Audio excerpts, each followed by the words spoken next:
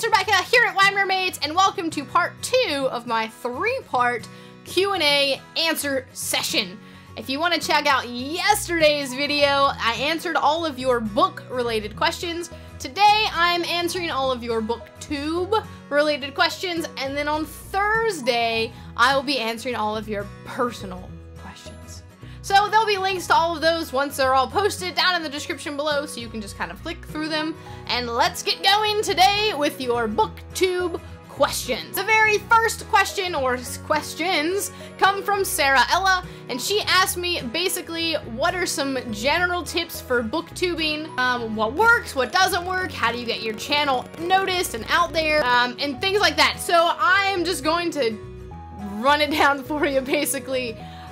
Some basic tips I have for booktubing, so if you're interested in creating a booktube channel, basically just be yourself. You also need to be consistent with what you say about books, for one thing, but also with like posting videos and your quality of videos. You don't want to kind of go up and down and up and down.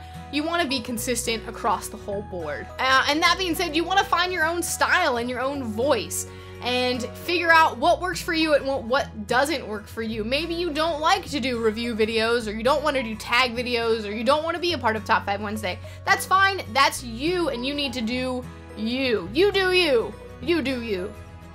As far as like how do you get noticed and things like that, it's just, booktube is just a very big community, more so than the rest of YouTube. I feel like it's very community based and community driven. And so the best way to kind of get out there is just to be a big part of that community. Comment on other people's videos. Even if they're not commenting on yours, comment on theirs. Find new people to watch and encourage them. And it's really all about like what you do down in the comments as well. But promote yourself. Join groups like Top 5 Wednesday, which is a great group to join. Is very big part of the community, is this little sub-community of Top 5 Wednesday. And it's a really great way to have to connect with other people and see what other people are saying about a very similar topic. And so that's just a really great way as well. The next question is from Dylan the Booktuber, and he asked, how did I decide on my username? Well, my username, Mermaids, is a play on my last name, which is Weimer. I teach high school, which I'll get into that question on Thursday. But basically, I have a lot of people who struggle with how to pronounce my last name because it's difficult. And so I kind of just came up with this fun thing where I'm like, oh, it's Weimer, like why Mermaids, Weimer. And then why Mermaids just kind of stuck. It's interesting though, because I am getting married in October, so my last name will be different. But why Mermaids will still be my name. Don't worry.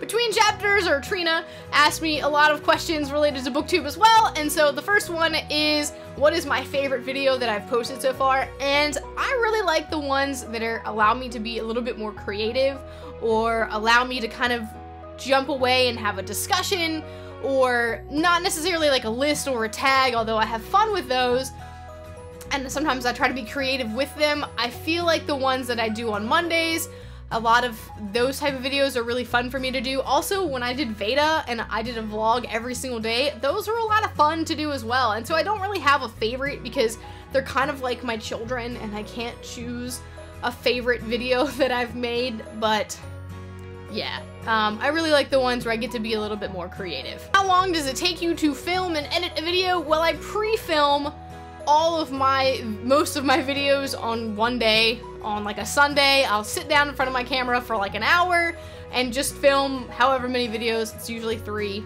for the week. I just knock them out, boom, boom, boom, while everything's set up. I just change my shirt so that it doesn't look like I do it. Ha ha ha. I'm a cheater. And then editing, it takes me anywhere from like 30 minutes to an hour. Top 5 Wednesdays are usually only like 3 to 5 minute long videos, so they don't take me long to edit because it's kind of just boom, boom, boom, boom. But sometimes the tags take a little bit longer, or the discussions take a little bit longer if I'm doing those.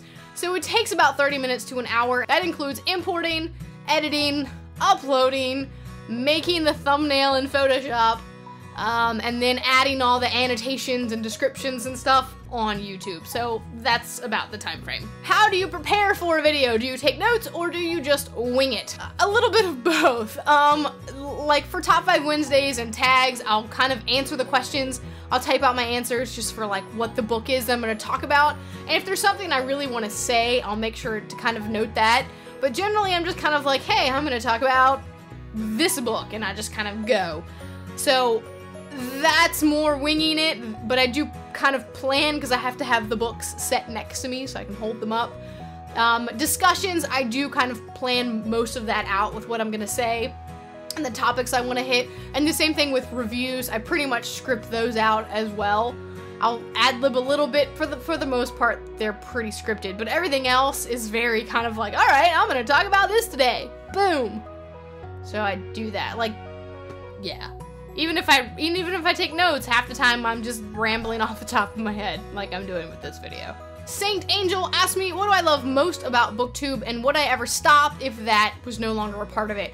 The thing that I love, I mean, BookTube, the community is so great and so strong, and in my like personal life, I have people that read books in my life as well, but not to the same extent that I read books, and they're not reading the same things as me, and so I really like the fact that I can just kind of set my camera up and film what I think about a book, and then in the comments we have these great discussions about why we believe different things and what you thought and what I thought. We can buddy read.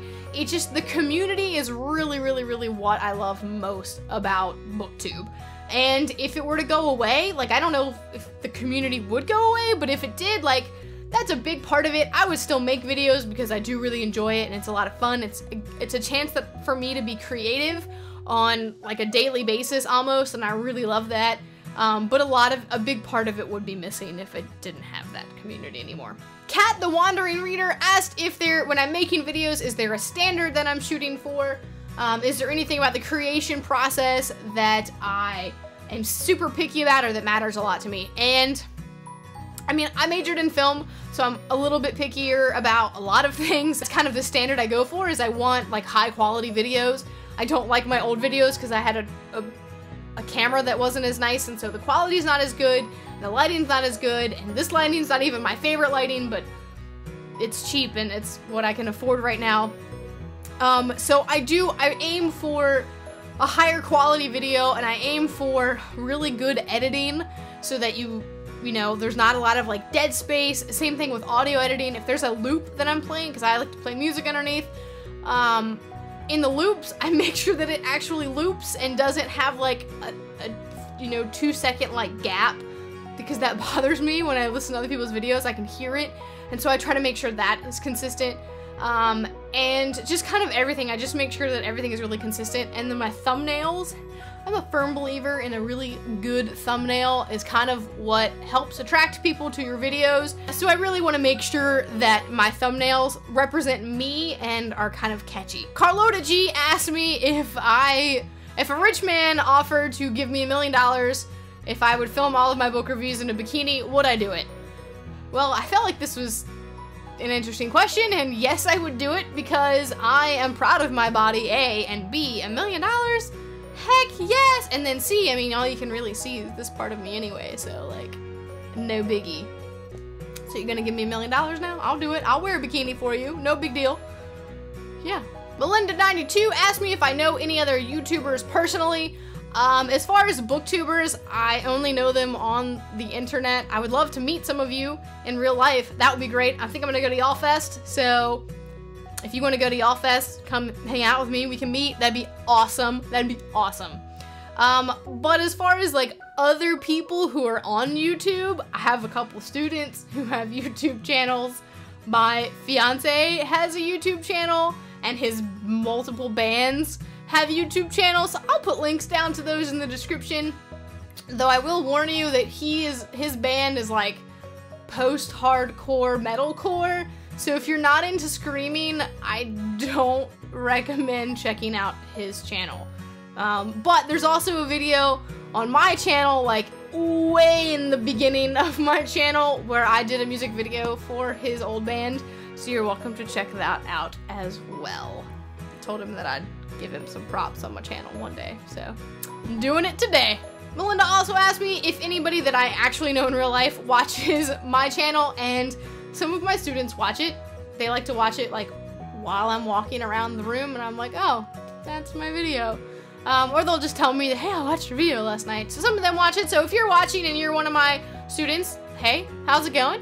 Hope you're enjoying your summer. You know, cool. My family does not watch it. My fiance doesn't really watch it. I do have a couple friends that watch it. Every once in a while they'll watch some videos and I'll notice because they'll leave like 15 comments on 15 videos. Hi friends. Hi friends. And then some of my coworkers have stumbled upon my channel as well and told me at work, hey, I saw your YouTube video. So, hi friends. No big deal. And the last question she asked me is, do I get any books from publishers for review? I get books from NetGalley, which is sort of, kind of. I signed up for NetGalley as an educator like years ago. So I do get books from NetGalley or ebooks from NetGalley to read and review, but I don't get any physical ARCs yet. But if you are a publisher and you want to send them to me, my contact information is in my About section, and you're welcome to do that, because I would love it. Well, that is it today for part 2 of my Q&A. These are the booktube related questions.